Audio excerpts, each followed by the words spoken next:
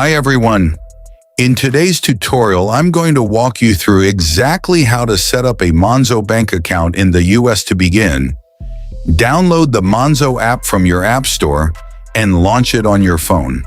Once the app opens, select the option that says you're new to Monzo to begin creating your account. Enter your email address and continue. Monzo will immediately send a confirmation email, so head over to your inbox and open it.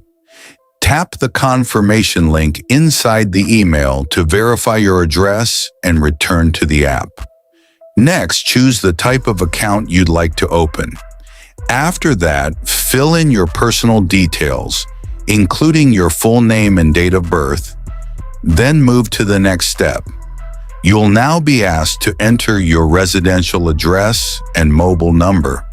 Monzo will send a text message with a verification code. Type that code into the app to confirm your number. Once verified, continue through the setup by selecting the option to proceed and answering a few quick security questions to protect your account. When prompted, start the identity verification process. Agree to the terms and conditions and follow the instructions provided on screen. Monzo will review your information, and approval typically takes up to 24 hours. As soon as your application is accepted, your account will be active and ready to use. And that's all there is to it.